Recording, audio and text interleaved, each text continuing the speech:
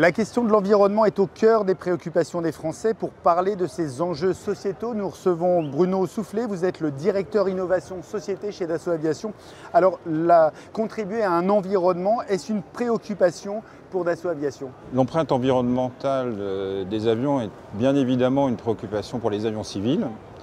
Et la famille Falcon est bien connue pour son efficacité énergétique, qui est obtenue par le meilleur compromis possible entre la motorisation, la performance aérodynamique et la masse de l'avion, la masse de la structure de l'avion. Et les Falcon ont toujours été les meilleurs de leur classe en termes d'efficacité énergétique et donc de consommation de carburant pour une distance franchissable donnée. Donc c'est une préoccupation qui est d'ores et déjà dans les métiers de l'ingénieur de conception chez Dassault Aviation. Mais la consommation n'est pas le seul souci que nous avons, il y a aussi la question du bruit des avions. Et elle se pose particulièrement pour les avions d'affaires, car les avions d'affaires opèrent essentiellement sur des petits terrains qui peuvent être proches de zones résidentielles. Et les aéroports ont des contraintes qui peuvent être assez restrictives en termes de bruit. Et donc il est très important d'offrir aux clients un avion silencieux pour qu'ils puissent l'opérer dans les meilleures conditions. Nous avons lancé, comme l'ensemble de l'aéronautique, un certain nombre de développements technologiques pour être en mesure d'apporter une partie de la réponse. Donc en allégeant les structures, en recourant de plus en plus au composite, qui permet d'alléger ces structures, d'augmenter la performance aérodynamique en essayant d'avoir un écoulement qui soit le plus laminaire possible, c'est-à-dire que la traînée soit la plus réduite possible. Et puis en améliorant l'efficacité énergétique de tout ce qui est à bord de l'avion, les prélèvements pour le conditionnement, pour la protection aux givres qui prennent de l'énergie sur le moteur.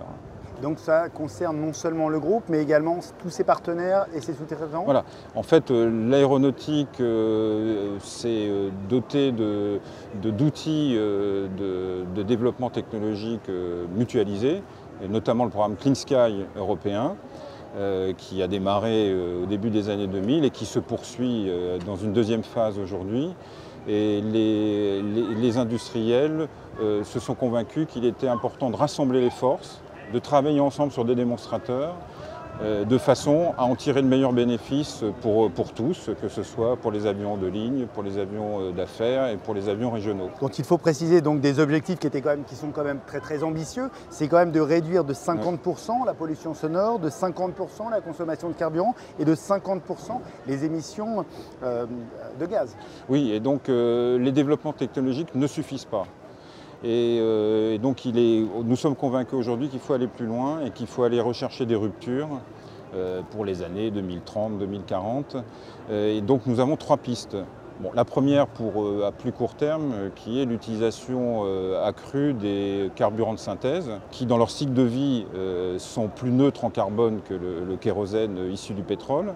Donc ça, c'est une voie que l'on peut d'ores et déjà mettre en place. La deuxième voie, c'est d'aller chercher une électrification des systèmes propulsifs accrus, ce qui peut améliorer l'efficacité énergétique du système propulsif. Et il y a une troisième voie, c'est d'aller chercher des carburants qui n'émettent pas de dioxyde de carbone, et on pense de plus en plus à l'hydrogène, qui pourrait remplacer le kérosène, mais ça suppose d'avoir un hydrogène à bas coût, qui soit disponible, qui soit distribué et qui soit bien sûr intégrable dans un avion.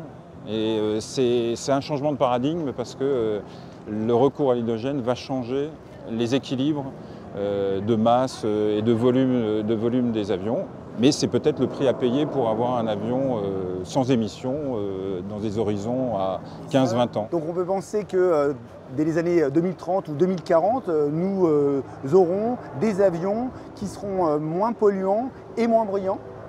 2040, on peut le penser. 2030, je pense que c'est trop tôt parce qu'un avion qui sort en 2030, il faut le préparer plus que 10 ans en amont et nous y sommes. Donc je pense qu'il faut tabler sur 2040 plutôt que 2030 pour voir des avions qui soient vraiment très différent en termes de consommation ou en termes d'émissions de gaz à effet de serre. Frédéric Lerne, vous êtes le directeur général des opérations industrielles. L'environnement est un enjeu sociétal majeur pour nos citoyens.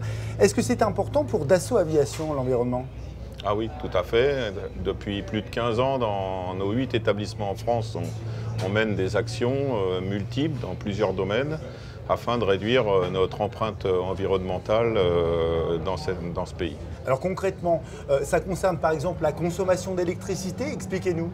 Alors ça concerne plusieurs choses. Ça va concerner nos matériaux, nos consommations, l'ensemble des produits que nous utilisons pour nos process industriels.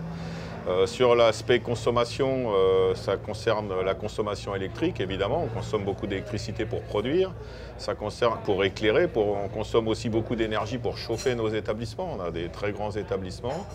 Et puis, ça concerne également la consommation de produits chimiques et d'eau. On a réduit de plus de 50% la consommation d'eau, par exemple, sur les 10 dernières années. Et vous avez eu des résultats concrets? Ah oui, les résultats sont probants. D'abord, on a un meilleur confort dans les usines, donc ça s'associe aussi avec la qualité et le bien-être au travail. Et en même temps, on a réduit notre consommation énergétique de plus de 30%. Vous avez d'ailleurs été certifié, c'est ça, par des normes? Oui, alors on demande la certification ISO 14000, on a l'ISO 9000 pour la qualité des produits et l'ISO 14001 pour l'environnement. Donc nous sommes certifiés tous les 3 ans et renouvelés tous les ans sur l'ISO 14001 en même temps que la certification qualité ISO 9000. Et ces actions concernent également vos fournisseurs ou vos sous-traitants? Est-ce qu'il y a une sensibilisation également vis-à-vis de vos partenaires industriels? Ah oui, tout à fait. Nous, le process s'entend pour ce qu'on appelle l'entreprise élargie, c'est-à-dire autant nos usines Dassault Aviation que nos fournisseurs.